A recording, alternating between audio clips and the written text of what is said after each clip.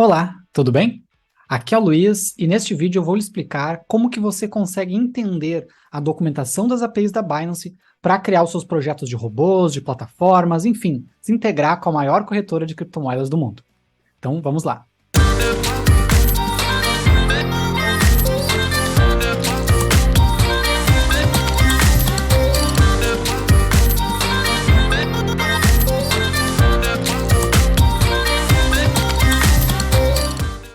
Então eu vou trazer aqui muitos exemplos da documentação da Binance para ilustrar os conteúdos técnicos e teóricos que eu vou apresentar para vocês. Então, para não ficar só uma aula de eu falando blá blá blá, né, eu vou mostrar a API para vocês e quando o exemplo assim o exigir, eu posso mostrar também algum código de algum dos projetos, inclusive que tem aqui no canal. Tem vários projetos aqui no canal que utilizam as APIs da Binance, certo? Então eu posso mostrar inclusive código-fonte de projetos reais utilizando, né, as APIs para não ficar só no campo ali a teoria, não ficar só nos slides, beleza? Essa página que eu estou mostrando para vocês é a página da documentação da Binance. O que acontece nessa página aqui? Tá, deixa eu ir lá para o topo dela. Você cai numa documentação que está hospedada no GitHub, aquele GitHub Pages, se não me engano, tá? Que a Binance colocou lá com a sua documentação. Tem mais de um lugar que a Binance coloca a documentação. Tá? Aqui é um dos lugares que eu acho que é tranquilo do pessoal entender e tá bem organizadinho. Então, aqui no topo, certo? A gente tem documentação de spot, margin, saves e mining. Depois, futuros em dólar, né? Futuros em cripto e mais algumas outras coisas aqui que eles chamam de vanilla options. Quando você clica em alguma dessas opções, né, obviamente o site todo vai trazer documentação daquelas APIs, certo? E você navega pela API aqui nesse menu da esquerda. Então aqui no caso eu estou em spot, e aqui no menu da esquerda tudo relacionado a spot. Não só spot, né? Spot, margin, savings e mining. Se eu vier aqui em USD M, né, é futuros em dólar. Então eu tenho aqui, né, algumas categorias de APIs para futuros em dólar. Mesma coisa para futuros em cripto, né, e depois aqui algumas coisas extras que eles chamam de vanilla options, tá? Que a gente não vai entrar aqui no mérito. Então a primeira coisa que você tem que entender, quando você entrar na documentação da sua API, vou me integrar com um meio de pagamento, vou me integrar com uma exchange de cripto, vou me integrar com uma rede social, não importa. Primeiro você acha a documentação da API. Geralmente fica em algum canto escondido lá do site. E aí você entende como é que está organizado. Tá? No caso da Binance está organizado assim, por mercados no topo e, né, subdivisões de categorias na esquerda. Tá? Inclusive tem uma barra de pesquisa se você quiser procurar uma coisa específica. Sei lá, eu quero submeter ordem. Né? Bota ali order, você vai achar tudo relacionado à order aqui. Tá? Então eu acho que, no caso da Binance, eu acho que eles têm uma forma de organizar bem bacana. Esse site aqui, ele é bem completinho. Tá? Como eu disse, ele não é perfeito, mas ele te dá aí as ferramentas mais essenciais para você se achar nas APIs da Binance.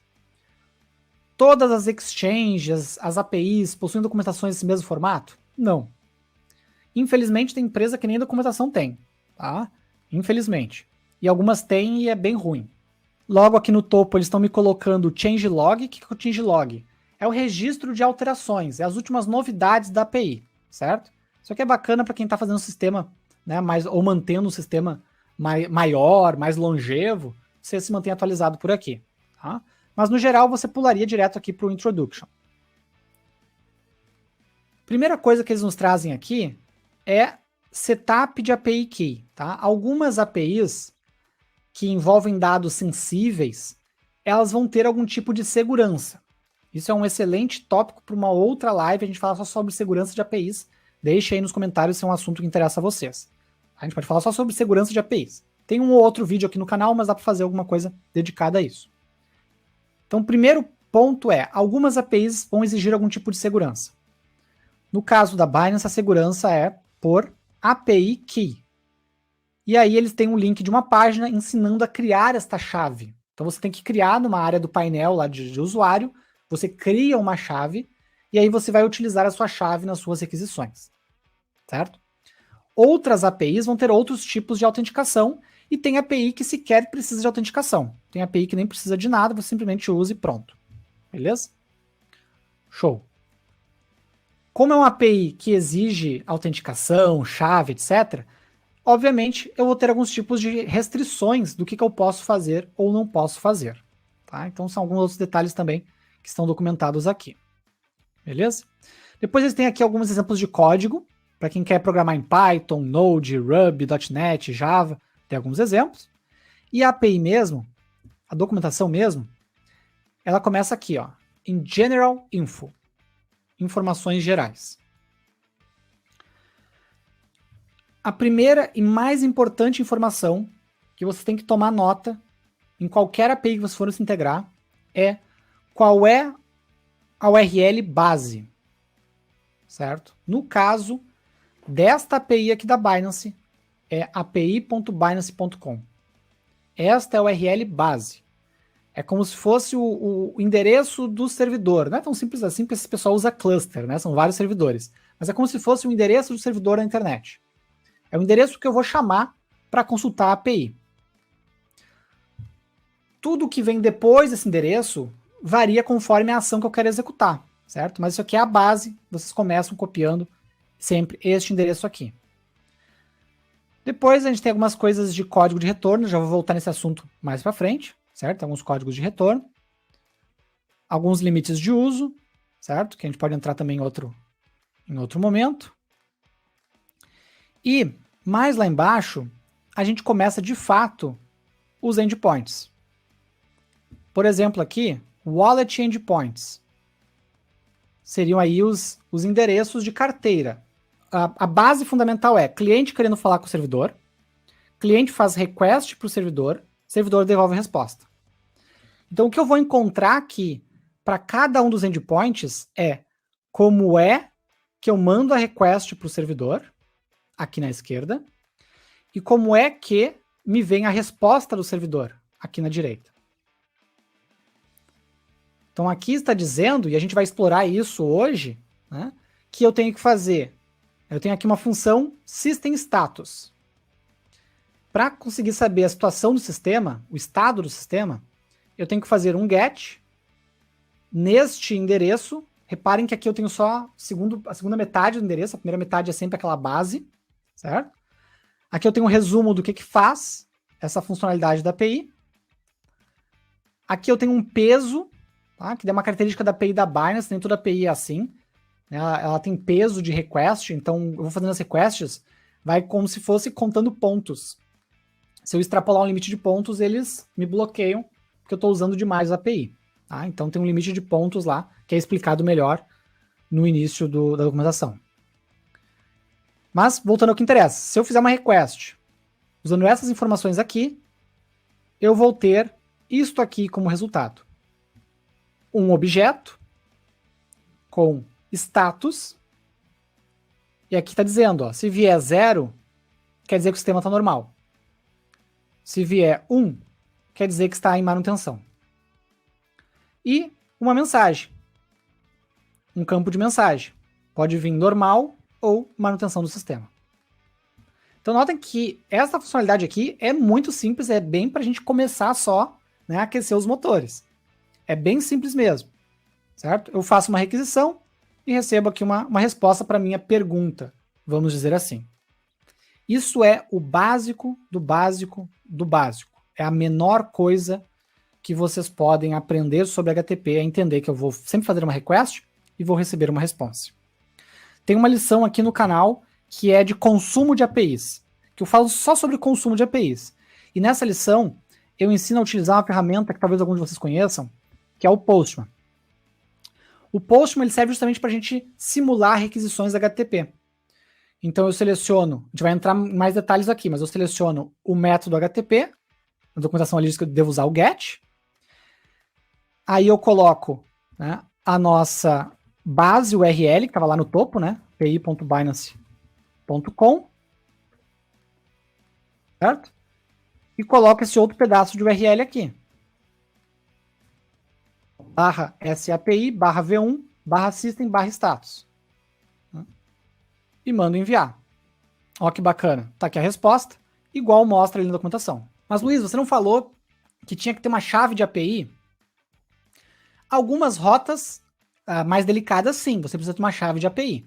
Coisas como o status do sistema, informações de velas, preço de moedas, isso tudo aí, na API da Binance é aberto. Você não precisa ter autenticação nenhuma, não precisa nem ter conta na corretora, certo?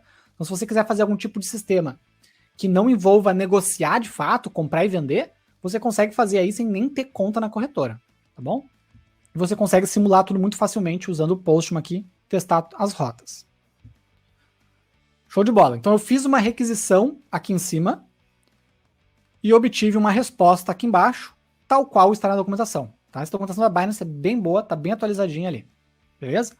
Não sejam ansiosos de querer sair programando. Testem primeiro, olhem a documentação primeiro, para entender onde é que vocês estão se metendo e o que vocês podem ou conseguem fazer.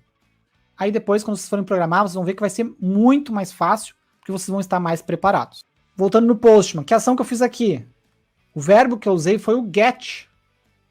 É a ação para pegar uma informação, para obter, para consultar, para ler uma informação. É isso que a ação get quer dizer. Se eu clicar aqui, eu tenho vários outros verbos, tá? Mas eu sempre tenho que passar um verbo na requisição HTTP. Você vai ver que sempre começa com verbo. Então aqui eu tenho que fazer um get. Se eu olhar mais para baixo, aqui eu tenho que fazer post, que é outro verbo. Se eu for mais para baixo aqui, get de novo, get. Get e post são os mais comuns, tá? Eu vou falar mais deles logo adiante, mas são os mais comuns. Mas se eu olhar aqui, por exemplo, nas ordens,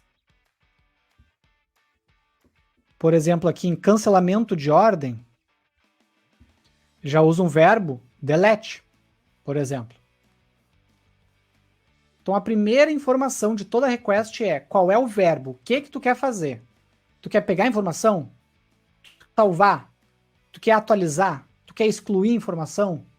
Aqui nesse exemplo de cancelamento de ordem, o verbo que ele exige que eu use é o verbo delete, que como o nome sugere, vocês devem imaginar o que faz o verbo delete, né? Ele exclui uma informação. E aí, para não ficar repetitivo, eles me colocaram na API, e isso é bem comum, a URL base lá no topo e os endpoints daí próximo das funcionalidades. Né? Então aqui tem a funcionalidade de cancelamento de ordem, o verbo é delete, a base URL é a mesma lá do topo, já estava lá no início da documentação, API /v3/order é o meu endpoint. O que faz esse endpoint? Cancela uma ordem ativa. E aí eu tenho parâmetros nesse endpoint. Coisa que naquele primeiro que a gente olhou lá não tinha nenhum tipo de parâmetro. Aqui eu tenho parâmetros, certo? Já vamos entrar neles, mas aqui eu tenho que passar mais informações na minha request, certo? Através aí desses parâmetros. Aqui estão as regras, né, para fazer a requisição, e aqui do lado eu tenho a resposta. No caso da Binance, ela é uma API, né, que retorna sempre JSON. JSON é um formato de objeto JavaScript, certo? É um formato de objeto JavaScript. Né? É uma sigla para JavaScript Object Notation, né? Uma notação de objetos JavaScript. Então é sempre esse formato aqui. Chaves para o objeto, eu tenho campo, valor, campo, valor. Então as respostas são todas muito parecidas aqui. É só o caso realmente da gente conferir, né, o que vai vir na resposta para a gente poder ver se é o suficiente para o nosso sistema, como é que a gente vai tratar os dados, esse tipo de coisa. E um outro ponto importante é que as respostas, elas sempre vêm, os dados da resposta sempre vêm no corpo da resposta. Então a forma como você vai utilizar isso no código é sempre igual. Não importa o que você vai fazer, eu vou submeter uma ordem, eu vou fazer um pagamento, eu vou fazer uma transferência. A minha resposta, os dados da resposta sempre vão estar no corpo. E aí eu vou lá no corpo para pegar eles. Certo? E aí, conseguiu finalmente entender como está organizada a documentação da Binance? Conseguiu se achar ali nos exemplos que eu mostrei? Tendo qualquer dúvida, deixa embaixo nos comentários, terei o maior prazer em ajudar. E dá uma olhada logo na sequência, que eu vou deixar algumas recomendações de vídeos que eu acho que podem lhe ajudar, caso você esteja construindo bots para esta exchange ou algum tipo de integração. Antes de sair do vídeo, não esqueça de deixar o seu like e se inscrever no canal se você gostou do conteúdo e quer aprender mais sobre esse fantástico mundo aí de bots, cripto, programação para Web3, Saem vídeos como esses por aqui semanalmente. Então, até a próxima. Valeu!